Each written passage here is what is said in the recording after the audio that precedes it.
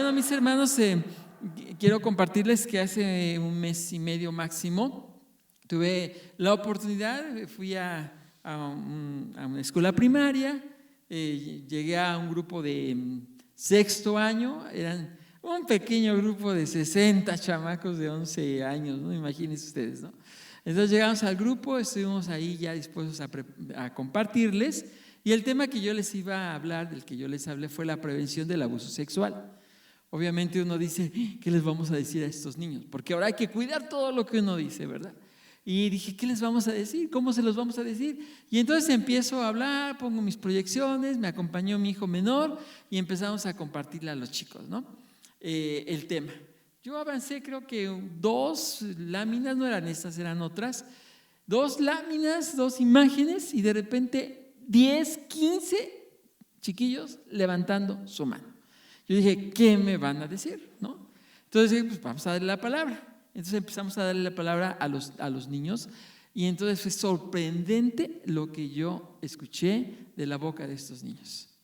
Nosotros creemos que los niños, ay, pobrecitos, hay que manejarle las cosas en casa y no hablarle de ciertos temas porque vayan a escandalizarse o no sé yo cómo hacerlo. Ellos están muy informados. Y yo no vengo de la ciudad, yo vengo de Tenancingo, que es un pueblo grande, ¿no? Entonces, es un lugar donde todavía hay costumbres de un pueblo, ¿no? Y están sumamente informados los niños. Y nosotros como iglesia a veces nos detenemos de hablar con ellos de estos temas, cuando ellos tienen mucha información que nosotros ni siquiera nos imaginamos. Yo me quedé así con el ojo cuadrado de ver lo que… Para mí fue maravilloso lo que escuché, porque me dio posibilidad de empatizar con ellos y poder insistir en ese tema de la prevención. Entonces, eso es lo que les queremos compartir esta noche. Sanando heridas del pasado es el tema general, pero obviamente que si yo estoy hablando de la sanidad de un tema del pasado, entonces nuestro pasado, ¿cuál es? Nuestra niñez. Entonces yo tengo que hablar de lo que pasa en la niñez. Hay muchos aspectos que se pueden abordar con respecto a la sanidad de las heridas que tenemos en el pasado. Nosotros como adultos somos el resultado de lo que me enseñaron en casa, de cómo era la dinámica en el hogar, cómo eran mis papás conmigo. Entonces yo soy resultado de todo esto. Un adulto que nosotros vemos amargado, triste, enojado, con ansiedad, que está atorado en un círculo, que se enoja con facilidad, que no comunica, que no busca relaciones significativas en su vida, que se aísla, seguramente es un hombre o una mujer que tuvieron un problema, que no pudieron sortear. Porque Dios no nos hizo para estar amargados, y menos cuando tenemos a Cristo en nuestro corazón, porque Cristo viene y hace la diferencia. Pero aún hay cristianos que están llevando cargas de las cosas que vivieron en su infancia, que incluso a veces ya no recuerdan con precisión, pero están allí presentes. ¿Qué tenemos que hacer? Conocer lo que está pasando. Entonces, si yo quiero hablar de heridas del pasado, hay que remitirnos a eventos que ocurren a los niños. Y hay muchos tipos de abusos. Hoy vamos a hablar de los abusos que los niños recibieron, porque ese abuso fue lo que trajo a este adulto. Este pasado trae este presente, y hay que ver qué es lo que le ocurrió. El ser humano, por su propio pecado, por las cosas que sufrió de manos de otras personas, está en este mundo, y este mundo en el que vivimos nosotros es un mundo que está herido, y estas heridas acompañan a alguien hasta que no interviene la restauración y la sanidad que produce Dios por la obra redentora de Cristo. Pero necesitamos nosotros confrontar nuestra vida al efecto de la obra redentora de Cristo. Las heridas de hoy entonces son ese producto de ese pasado, especialmente en la infancia, y si no son sanadas, pues van a producir ese fruto amargo del que yo les vengo compartiendo. Dice 2 Corintios 5:17, de modo que si alguno está en Cristo, nueva criatura es. Las cosas viejas pasaron, he aquí todas son hechas nuevas. Nuestra posición en Dios está garantizada por la obra de nuestro Señor Jesucristo. Se inicia cuando yo lo conozco una nueva relación una nueva vida. Pero existen eventos que sucedieron en el pasado en algunas personas que, aunque son nuevas criaturas, tuvieron una marca muy fuerte, un pasado que les golpeó. Conocí una chica que me compartía en una ocasión, cristiana, que servía al Señor. Esta chica que yo conocí me platicaba que ella fue abusada sexualmente por su papá. Imagínense el golpe que ella estuvo cargando toda su vida. Que aún obviamente siendo cristiana y siendo una nueva criatura y que las cosas viejas pasaron, ella tenía un dolor muy fuerte en su corazón.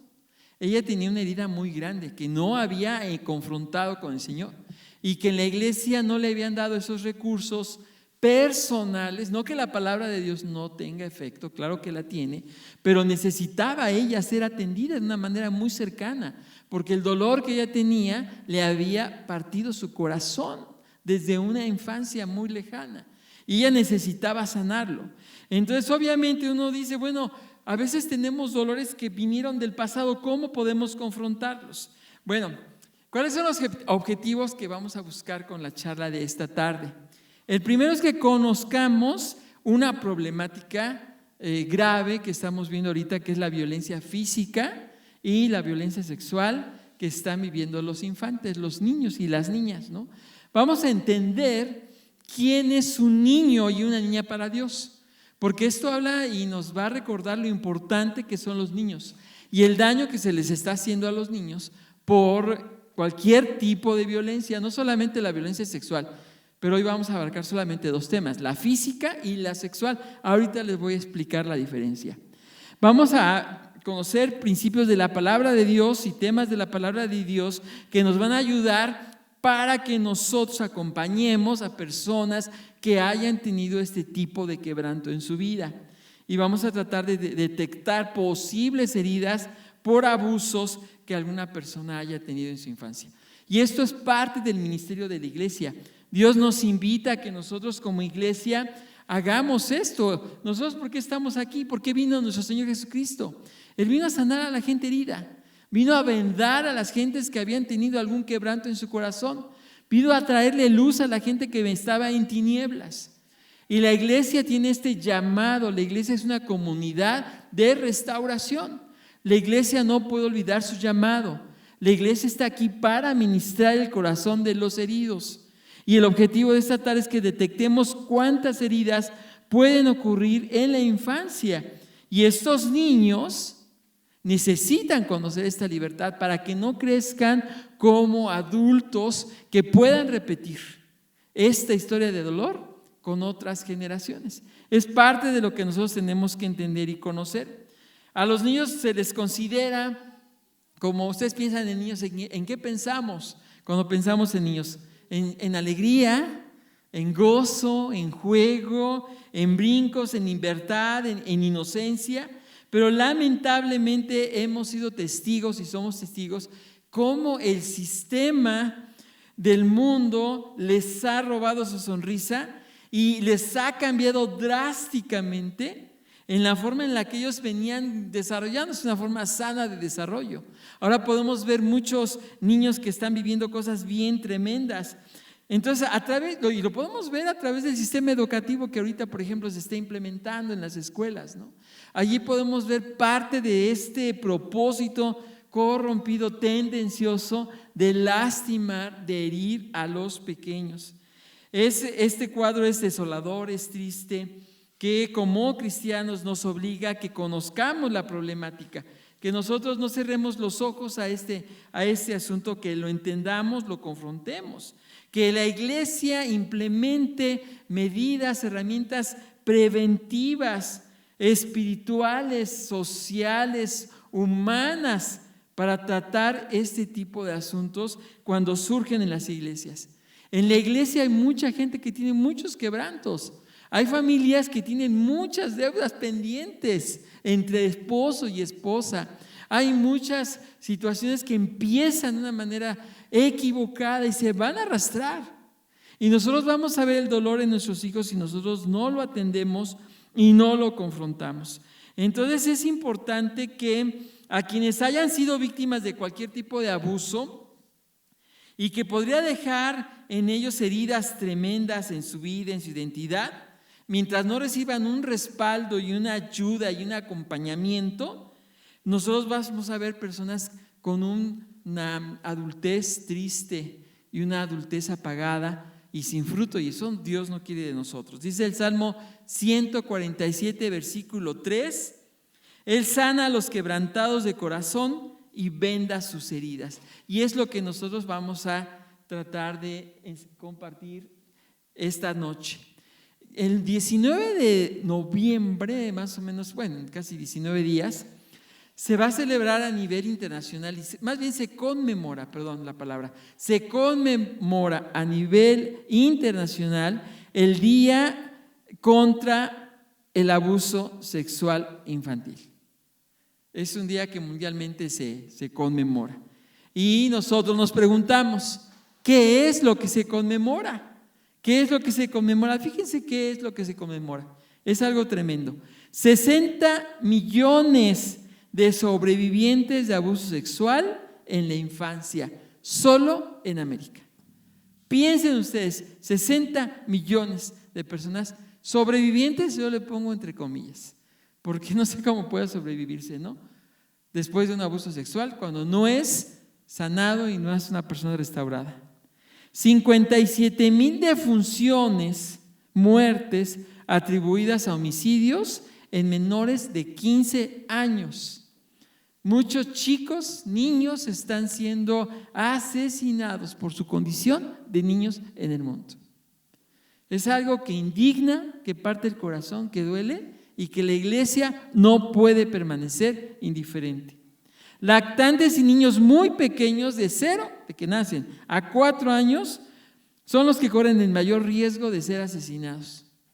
Y ahora en estos tiempos oscuros del Halloween y todo, hay una exposición tremenda, un riesgo tremendo, porque hay muchos satánicos, muchos cultos satánicos, y esto ya no es algo que digan, ay, lo dicen además los cristianos por espantar, no, es algo que ocurre.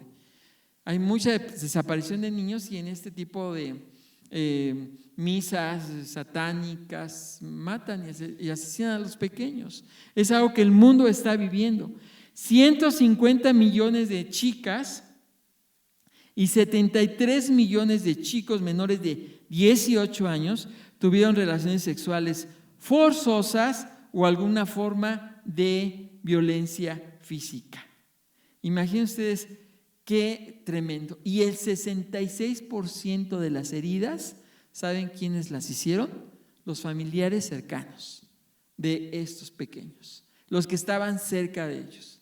Ese es el mundo que nosotros estamos viviendo y es el mundo donde están creciendo nuestros hijos. Son cifras que son desoladoras, que impactan, que preocupan y que pues sí nos traen ese temor de eso que está ocurriendo, ¿no?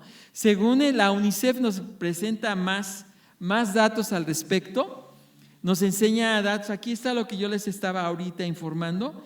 Estados Unidos, México y Portugal, solamente Estados Unidos, México y Portugal, registran el más elevado índice de mortalidad por maltrato físico, 10 o 15 veces mayor que en otras naciones desarrolladas. Así que nuestro país tiene estos récords tan vergonzosos de maltrato físico a los pequeños. Y uno se pregunta, bueno, ¿cómo es que se maltrata a los niños físicamente? Es una cosa impresionante. Yo leo Lamentaciones 2:19, si lo tienen a la mano lo pueden buscar. Lamentaciones 2:19 es un texto tremendo en donde Jeremías estaba viendo el pueblo, su ciudad, Jerusalén, siendo sitiada por los babilonios. Estaba mirando a las viudas, estaba mirando a las mujeres que lloraban, estaba observando a los jóvenes que ya no tenían vitalidad, que estaban siendo llevados allí, no tenían ni fuerzas para arrastrar un balde de agua porque estaban muertos de hambre por lo que les estaban haciendo los babilonios y estaban a punto de conquistar el pueblo. Y dice Jeremías, Lamentaciones 2:19, levántate, da voces en la noche, al comenzar las vigilias, derrama como agua tu corazón ante la presencia del Señor. Alza tus manos ante Él, implorando, la vida de tus pequeñitos que desfallecen de hambre, que desfallecen porque los violan, que desfallecen porque les quitan sus órganos, porque los mandan a vender droga, porque los ocupan como instrumentos, desfallecen de tanta violencia en las entradas de todas las calles. Nuestro corazón no puede ser indiferente ante lo que les está ocurriendo a tantos pequeños que nosotros observamos, que vemos, que sabemos de ellos.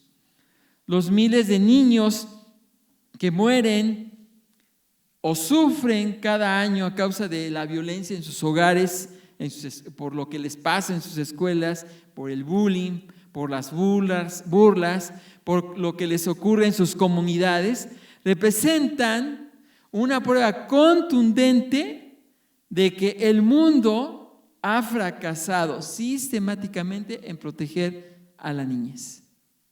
Es algo que nosotros estamos observando, que nosotros vemos.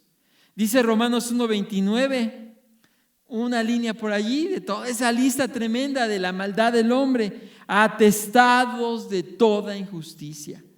Estamos nosotros observando mucha injusticia. Atestados de toda injusticia, llenos de fornicación, de perversidad, de avaricia, de maldad, de envidia, de homicidios, sin afecto natural. Estamos viviendo en un mundo, hermanos, que está perdiendo el afecto natural, el respeto mínimo por las personas y en especial por los infantes. Y ya que nosotros empezamos a ver esto que está ocurriendo, pues les quiero explicar a qué se refiere específicamente el abuso físico. Bueno, vamos a hablar un poco entonces para identificar las diferentes formas de abuso infantil en el aspecto físico. Ahorita pensemos en cosas que pasan, ¿no? ¿Qué es un abuso infantil? Para que más o menos lo entendamos, por ejemplo, en los países del Oriente, en esos países árabes donde se practica el Islam, ¿cómo abusan físicamente de los niños? ¿Cómo abusan? Poniéndoles metralletas en sus manos, por ejemplo. Esa es una forma de abuso. Agarrar a los niños para que a edades tempranas ellos aprendan a asesinar a cualquier persona que no practica sus ideologías o lo que ellos consideran que puede ser un atentado en contra de lo que ellos creen, ¿no? En México, ¿qué es un abuso físico? Fíjense que solamente en el aspecto físico se ejecutan 22 diferentes tipos de delitos que hacen que los niños cometan. Esos delitos que hacen que los niños cometan son abuso físico. Por ejemplo, cuando los ponen a robar. Hay niños a los cuales ocupan para secuestrar personas.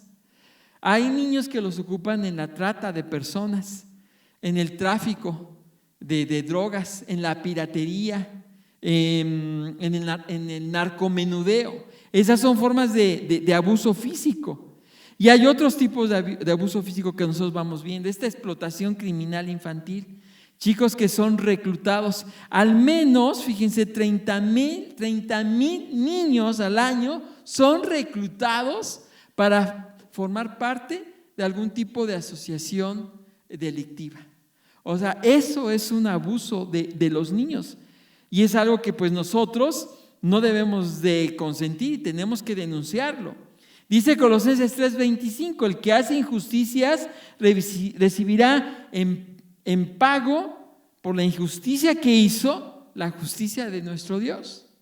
Todo esto que nosotros observamos no va a pasar desapercibido para nuestro Dios.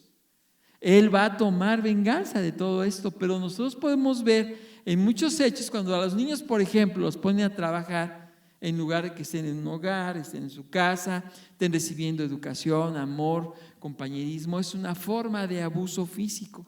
Es una forma de trastocar la vida de los niños. Es algo que ellos no están para eso.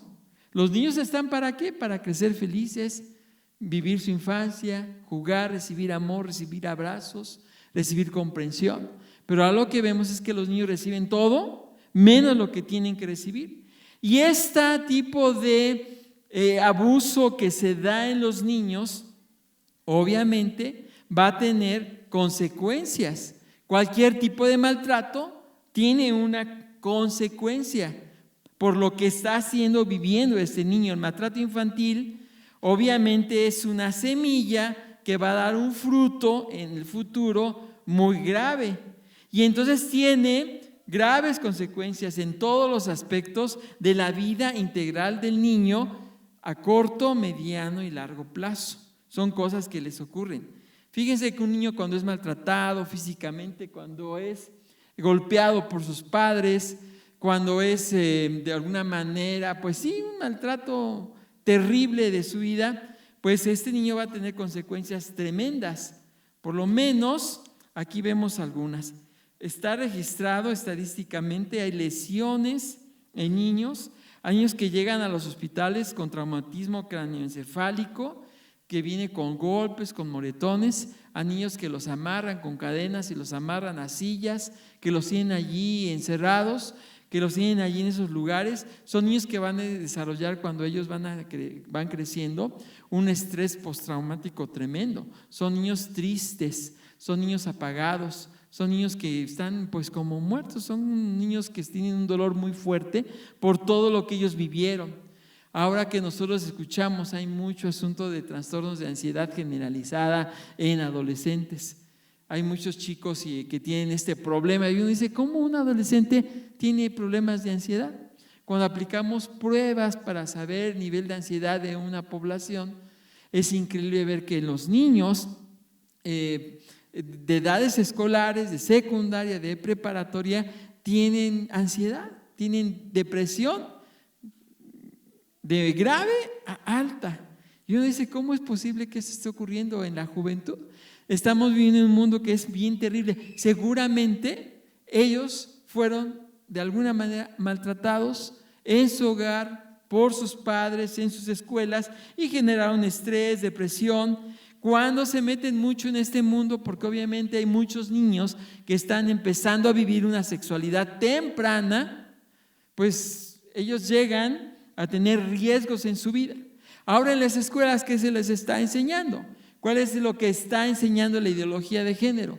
Pues tú puedes vivir tu sexualidad a la hora que quieras, como tú quieras, y obviamente esto, la hipersexualización de nuestras infancias, ¿qué es lo que va a provocar? Que en una temprana edad llegue un niño con una infección de transmisión sexual. Así de tremendo, un niño.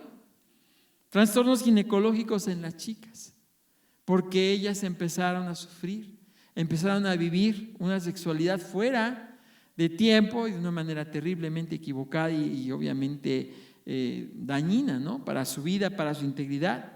En los embarazos no deseados, el índice de chicas embarazadas muy jóvenes es muy alto.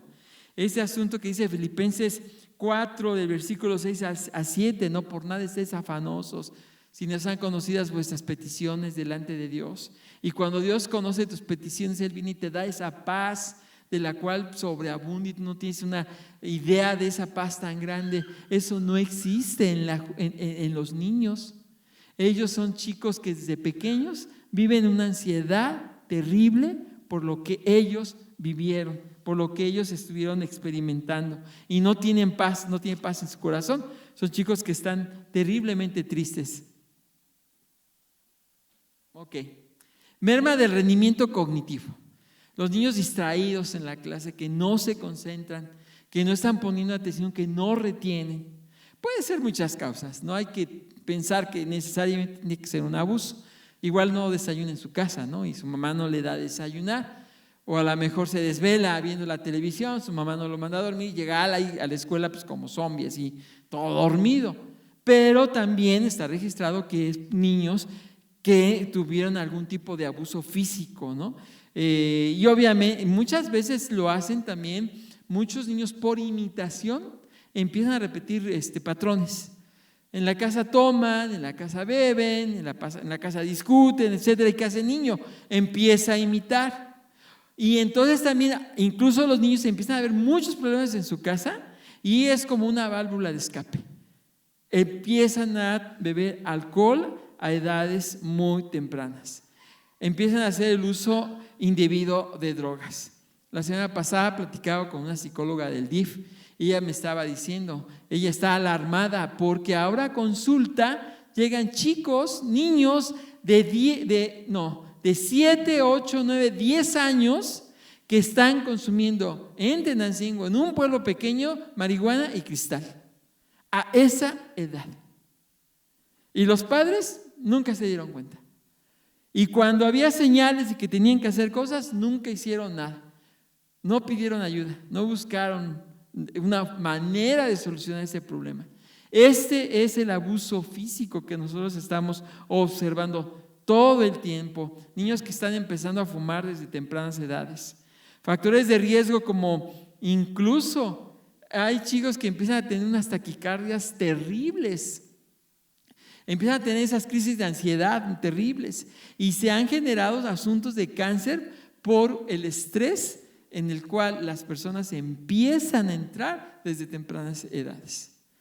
Y es una de las causas, por ejemplo, del cáncer de la tiroides, ¿no? Muchas veces dice, ¿por qué me dio este problema de tiroides?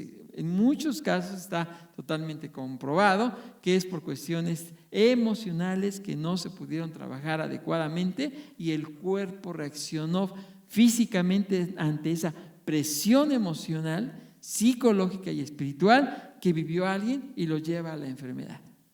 El cáncer del colon, las colitis, esas enfermedades modernas, ¿no? Son esas presiones que no se atienden adecuadamente y vienen y surgen y salen. Y uno dice, ¿por qué me está pasando a mí? Sí, pues yo creía que estaba sano. Siempre hay una historia en nuestras vidas que tenemos que saber de dónde vienen las cosas, ¿no? Pero obviamente en el caso del maltrato es causa de que muchas personas tengan este estrés, alteraciones tempranas en su mente, en su cuerpo, desde chicos que son tan pequeños como yo les comentaba, de los 12 años. Ay, no termino de aprender. Ok. Una persona que fue abusada físicamente tiene mucho riesgo incluso a repetir actos de violencia. De víctimas se convierten a victimarios. Aquí hay que señalar algo importante. No porque tú fuiste abusado, tú vas a repetir lo mismo. Tú eres responsable de tus actos y nosotros tenemos que buscar la manera de salir adelante de las cosas que vivimos, ¿no?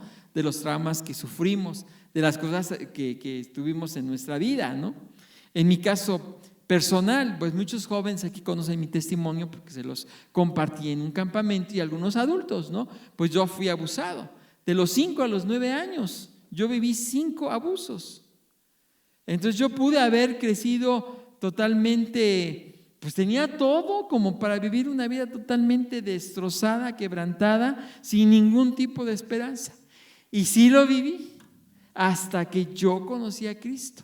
Y Cristo me sacó de todo esto, pero fue un proceso muy largo y muy doloroso, porque fui golpeado, porque fui atacado, y entonces yo empecé a generar traumas, tristezas, estrés, depresión, amargura, dolor, porque yo fui lastimado. Entonces, hermanos, una persona que es abusada tiene riesgos tremendos. Aquí repetimos igual: depresión, tabaquismo, obesidad, asuntos que no se cuidan, comportamientos sexuales de alto riesgo, embarazos no deseados, adicciones a sustancias, adicciones comportamentales, por ejemplo, de conductas, empiezan a meterse pronto y a muy temprana edad a la pornografía, asuntos de estos tremendos, al sexting. Atendemos a personas que están metidas, tenemos un consultante, una mujer que desde los 11 años fue introducida al mundo de la pornografía, una persona que asiste a una iglesia, una persona hija de un siervo de Dios, que tuvo este encuentro con la pornografía. ¿Por qué? Porque sufrió un abuso de alguien que le dio esta información. Y creció y pasaron cerca de 25 años para que ella confrontara su problema. ¿Y cómo empezó a confrontarlo? Confesando, diciendo, necesito ayuda.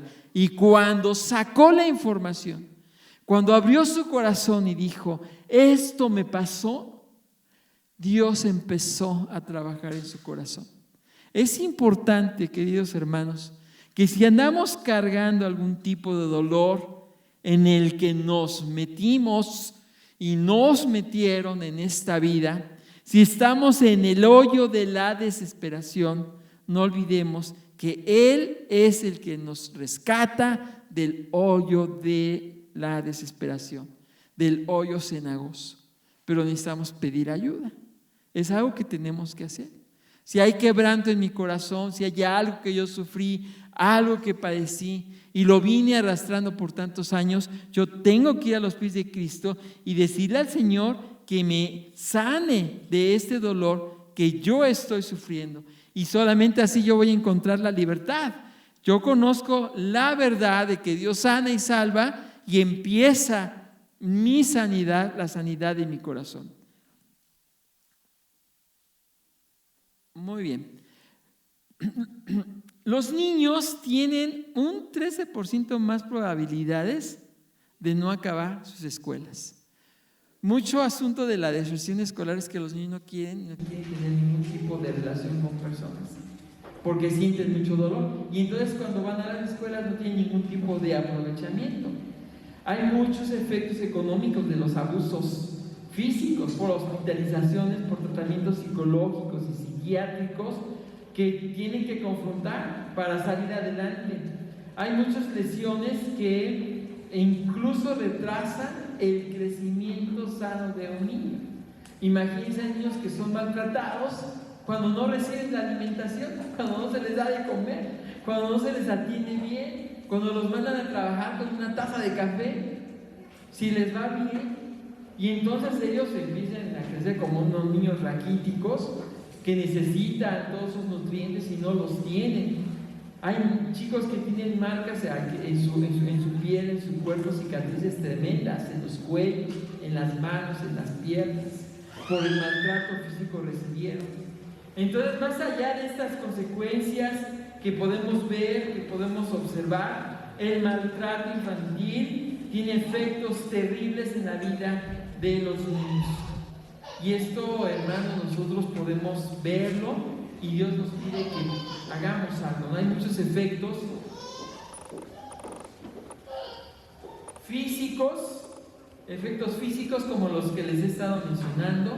Hay muchos efectos psicológicos de los abusos físicos infantiles que incluyen muchas cosas. Por ejemplo, los niños empiezan a perderle la confianza a las personas. Son niños que se vuelven desconfiados, le tienen temor. Perdón, la comparación es como estos perritos que los golpearon y los maltrataron, los tenían amarrados, llegaban sus dueños y los golpeaban. Llegan personas que los tratan de atender y de cuidar. ¿Y qué hacen los perritos? ¿No? Se tratan de defender porque le tienen miedo a las personas, porque las personas son sinónimos de dolor para los animalitos, ¿no? Ahora imagínense un niño que fue maltratado, golpeado. Son niños que se vuelven ariscos, se vuelven desconfiados, tienen dificultad para entablar cualquier tipo de relación con otras personas, ponen sus barreras. Son niños ensimismados que no abren fácilmente su corazón con las personas porque tienen muchísima desconfianza ante los que están a su alrededor. Empiezan a crecer sentimientos de inutilidad, esa idea de que no sirvo para nada, yo fui el culpable de lo que me pasó, mis padres me trataban así porque seguramente yo hice algo incorrecto. Tienen mucha dificultad para aprender a entender sus emociones. Por eso hay muchos niños que cuando crecen, se hacen adolescentes, tienen un descontrol emocional, con una facilidad agarran y golpean a otro niño, con una facilidad son los mejores candidatos para ser delincuentes. ¿Por qué? Se vuelven insensibles, tienen una insensibilidad por todo lo que estuvieron viviendo, por todo lo que se les estuvo haciendo, ¿no? Tienen problemas muy fuertes, tienen una gran rabia en su corazón por todo lo que ellos vivieron. Tienen efectos cognitivos en su mente por lo que estuvieron viviendo. Ya les mencioné problemas de aprendizaje, retraso en su desarrollo intelectual, un deterioro académico también muy grande por todo lo que ellos estuvieron viviendo. Y también tienen efectos en sus conductas por estos abusos que vivieron. Incluyen obviamente niños que son muy violentos. Seguramente ellos tienen ahí un antecedente de violencia. Tienen este problema de la inestabilidad en su vida, en todas las cosas que les rodean, y van creciendo con ese signo en sus vidas. Si ustedes pueden observar, hay muchas cosas tristes con respecto al maltrato físico que muchos chicos están viviendo.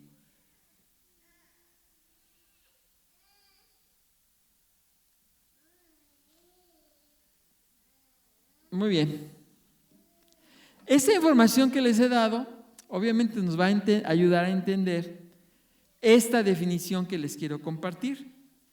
Obviamente hay muchos institutos que trabajan con los niños, la UNICEF es uno de ellos, y ellos definen el castigo corporal como todo castigo en el que se usa la fuerza física y que tiene la intención, fíjense, eso es muy importante subrayar esta palabra, que tiene la intención de causar algún tipo de grado o dolor o malestar en un niño, en un menor, en un niño, niña o adolescente, ¿no?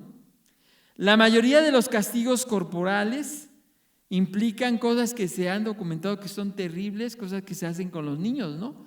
Abofetearlos, usar látigos, patear, sacudir, arrojar a los niños, pellizcar, morder, tirar del cabello, de las orejas, tomar posiciones incómodas que estén allí cargando ladrillos en las esquinas de sus casas por horas, allí sufriendo, son escaldados, se les forza a ingerir cosas, a meter cosas en su cuerpo, y alguien puede decir, bueno, ¿qué pasa? Entonces, la Biblia enseña que tenemos que usar la vara, ¿no? Y alguien puede, entonces no se le debe de dar con la vara a un niño. Fíjense que la definición es muy, muy clara. Es cuando se tiene la intención de destruir a alguien. Esa es la clave. Eso es algo bien importante. No tiene que ver con el asunto de la disciplina bíblica, que si quieren ahorita podemos hablar de ese asunto porque es muy bueno que lo entendamos. Un padre abusivo maldice a su hijo en lugar de bendecirlo cuando con toda intención hace cosas como estas en el cuerpo de un menor, que no se puede defender, que no puede explicar el por qué hace ciertas cosas, que simplemente porque su padre o su madre están enojados, o un vecino o un amigo, o un familiar, o la maestra de la primaria. Yo me acuerdo que a mí mi maestra de la primaria, una ocasión, nada más porque le pegué a otro niño, no, sí, yo era tremendo, me agarró así del cabello, me dio, no sé, muchísimas vueltas, yo creo que hasta que se cansó, y ya que estaba cansada, agarra y me avienta contra el barandal del segundo piso, imagínense. O sea, era algo terrible, ¿no? Eso es maltrato físico. No es esa nalgada de corrección que se le da a un niño cuando está siendo desobediente. Porque hay muchos textos en la Biblia que nos enseñan el asunto de la corrección bíblica. Nosotros no estamos hablando de la corrección bíblica, estamos hablando del maltrato a los niños. Y es algo que nosotros tenemos que tener muy en claro. No debemos de provocar a ira a nuestros hijos, sino que tenemos que amonestarlos en el amor del Señor. Lo que dice Hebreos 12 es uno de los mejores textos con respecto a la corrección. Yo creo que sí me da tiempo de mencionarlo porque es muy importante. Si ustedes ven, por favor, en sus Biblias, Hebreos capítulo 12, vamos a encontrar cuál es el principio de la corrección, que no tiene que ver con el maltrato infantil, que es algo muy diferente. Hebreos 12, muy bien, del versículo 5 en adelante. Y habéis ya olvidado la exhortación que como a hijos se os dirige, diciendo: Hijo mío, no menosprecies la disciplina del Señor. ¿Saben ustedes cuál es la palabra griega que viene en este texto? Y en todas las ocasiones que ustedes encuentren en Hebreos 12, la palabra disciplina. ¿Saben cuál es la palabra griega? ¿Alguien lo sabe? ¿Ya ha tenido la curiosidad de investigar? Bueno, yo tuve la curiosidad de investigar. Es la palabra pedagogo. Pedagogo. Entonces vamos a pensar un poco, quitar la palabra disciplina y vamos a poner la palabra pedagogía. Dice el versículo 5: ya habéis olvidado la exhortación que como a hijos se os dirige, diciendo: Hijo mío, no desprecies la pedagogía del Señor. ¿Y qué es la pedagogía? ¿Qué hace un pedagogo? ¿Qué hace un educador? Forma. Entonces la disciplina del Señor, la disciplina bíblica, tiene por lo menos 3 estadios. Tres estadios que tiene que observar. La primera es la formación. Entonces no debemos nosotros despreciar la formación del Señor, ni desmayes cuando eres reprendido por Él, porque el Señor al que ama, disciplina, le enseña. El segundo estadio de la disciplina, que es la prevención. Cuando yo estoy enseñando a mi hijo en disciplina, les estoy formando, pero cuando esta formación se me está atorando, yo tengo que advertir. Mira, cuando te sientes en la mesa y estés con tu tazón de sopa, no sorbas la sopa. Bueno, por lo menos en América, a lo mejor allí en otro país es bueno sorber la sopa, ¿no? Pero aquí no la sorbas. ¿Cuántas veces se le dice a un niño que no sorba la sopa? Es un ejemplo, ustedes han de tener como padres muchos más, ¿no? ¿Cuántas veces? Ya está el cansancio, ¿no? No hagas esto, estamos formándolo, ¿no? Agarra el tenedor de esa forma. Estamos haciendo pedagogía. Estamos capacitando al niño para que haga las cosas correctas. Pero bueno, no entiende el chamaco, ¿no? Y entonces viene ese semáforo, la luz ámbar, que es la parte de la amonestación. Si sigues llegando otro día más a las 10:30 de la noche y no me avisas, pues vamos a tener que hacer la otra parte de la disciplina. Dice el versículo 6: porque el Señor al que ama disciplina, amonesta y azota a todo aquel que recibe por hijo. Entonces, si soportas la disciplina, Dios os trata como a hijos. Porque ¿qué hijo es aquel a quien el padre no disciplina? Pero si los dejas sin esta disciplina, que es el tercer estadio de la disciplina, de la enseñanza, de la pedagogía, es la corrección. Entonces, sí, mijito, pues vamos a disciplinarte con la corrección. ¿Cuál es el error de la familia cristiana que aplica este texto, ¿no? Que los padres, no todos, muchas veces pues nos ahorramos el trabajo de formarlos, ¿no? Y a la primera que hace el chamaco, lo agarramos y lo azotamos. Ese es maltrato. Si tú no tomaste el tiempo de formarlo, de amonestarlo, no tienes por qué llegar al tercer estadio de la enseñanza, de la pedagogía, que es la vara, Entonces, esto no es maltrato. Obviamente alguien que no es creyente, que no es cristiano, no lo va a entender. Pero lo que sí nos queda a nosotros claro es lo que sí es un maltrato físico y lo que es la disciplina y la amonestación en el Señor. Este proceso de enseñanza en nuestros hijos. Entonces, si queremos tener hijos sanos, saludables, espiritualmente maduros, tenemos que hacer este proceso en nuestra vida. A lo mejor algunos de ustedes lo hicieron sin saber tanto tecnicismo, ¿verdad? Felicidades, qué bueno que lo hicieron y que lo están haciendo. Pero los que nos brincamos la formación, todavía tienes tiempo de hacerlo. Si tus hijos por lo menos están bajo tu techo, inténtalo, porque tienes tiempo.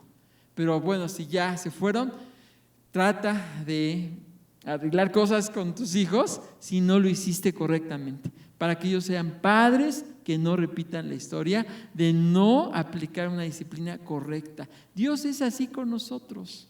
Él nos forma nos advierte, pero también nos llama a cuentas si no hacemos las cosas adecuadas. Vamos a concluir esta primera parte de este tiempo con unos textos preciosos que nos recuerdan quién es un niño para Dios. Eso es importante, es básico que lo recordemos. El primero, Mateo 19, del 13 al 14. Entonces le fueron presentados unos niños para que pusiese las manos sobre ellos. Subrayen, por favor, para que pusiese las manos sobre ellos. ¿Cuál fue este gesto de nuestro Señor Jesucristo con los niños? ¿Cuál fue? Tocarlos, el toque. Y el toque es algo que ha salido mucho de la dinámica familiar de los padres cristianos. Muchos padres cristianos que crecimos en las décadas de los 50, 60, 70, fuimos educados en una sociedad en donde nos decía, al niño edúcalo como a un machito, no como a un niño. Y los padres no abrazaban a sus hijos, no les daban el sentido de pertenencia, no les hacían sentir ese apego a su papá. Era algo que sucedía, que se observaba. ¿Por qué? Porque el padre o la madre sí ponían las manos sobre sus hijos, pero ¿para qué? Para sacar sus frustraciones, para sacar su dolor, su coraje de que el marido no le manda el gasto, porque le es infiel, por muchas cosas. No justifico eso, pero muchas veces sale ese dolor por cosas que se están viviendo. Y el padre, en su desesperación de arreglar las cosas rápido, azota a los hijos sin ningún tipo de contemplación. Ese maltrato físico es el que destruye. Entonces le fueron presentados unos niños para que pusiese las manos sobre ellos y orase. Y los discípulos les reprendieron y les dijeron, váyanse por aquí, no estén aquí niños así, déjenlo al maestro, ¿no? Pero Jesús les dijo, dejen a los niños venir a mí, no se los impidan, porque de los tales es el reino de los cielos. Fíjese que cuando un niño es maltratado, él está recibiendo un mensaje de esa autoridad que le está maltratando y está viendo detrás de esa autoridad, ¿saben a quién? A Dios. Y está distorsionando la imagen de Dios por la forma en la que él está siendo tratado.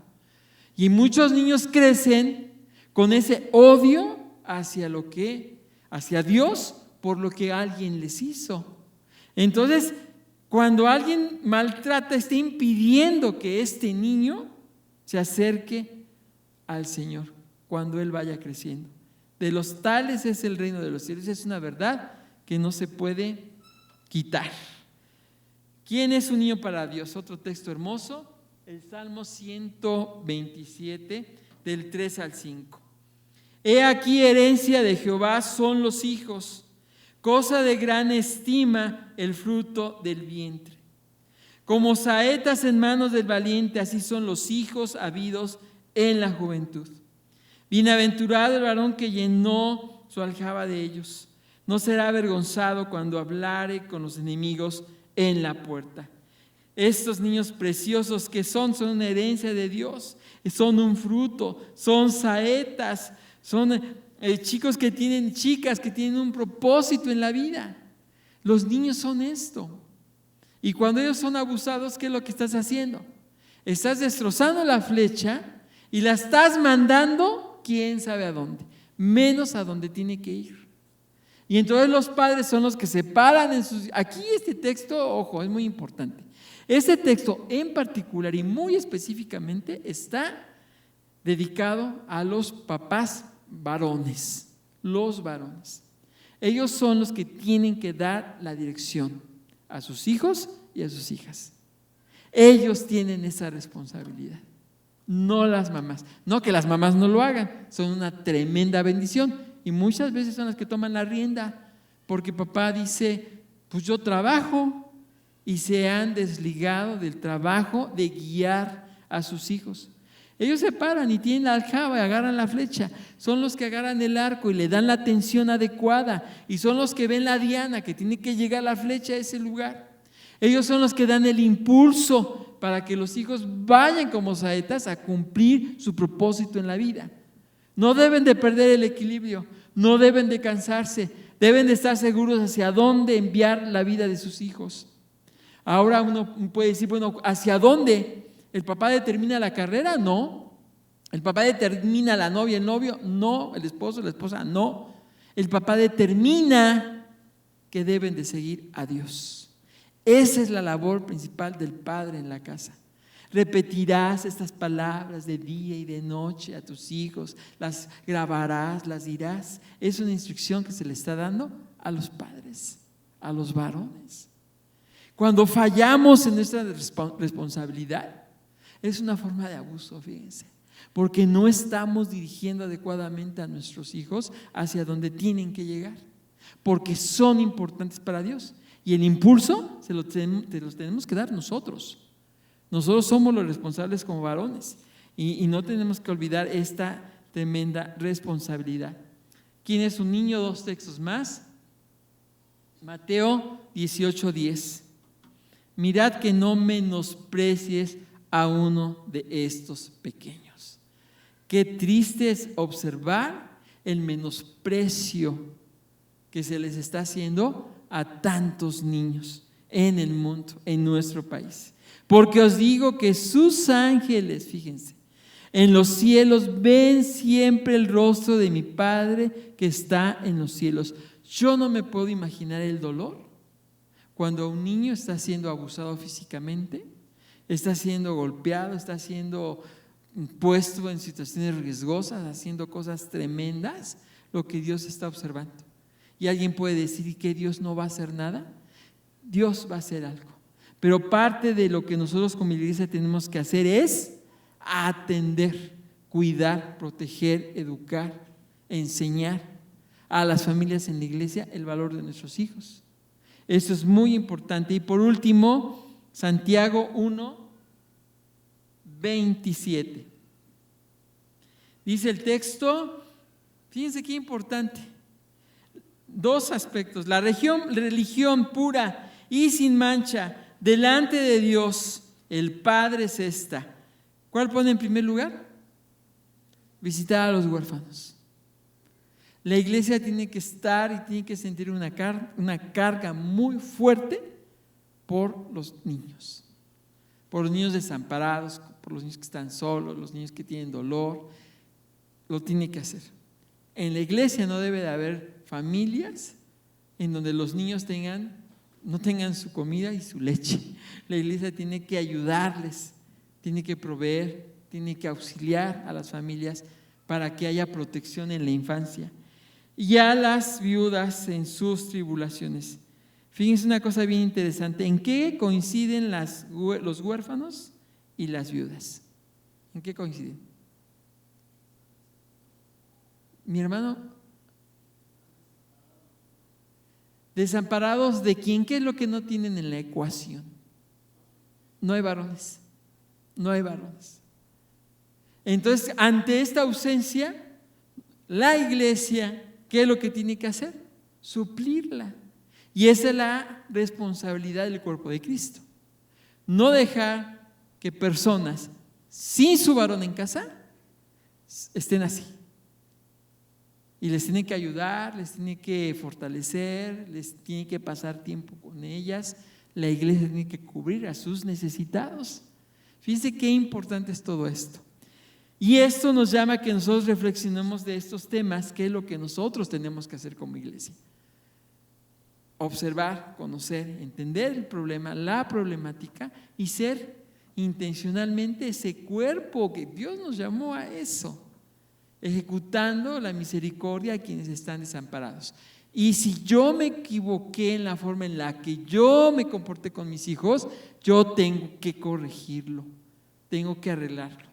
Dios siempre nos va a dar oportunidad del arrepentimiento y de la confesión. El arrepentimiento para con Dios, la confesión para con Dios, y si tengo la oportunidad de resarcir lo que yo hice, yo lo tengo que hacer. Vamos a orar.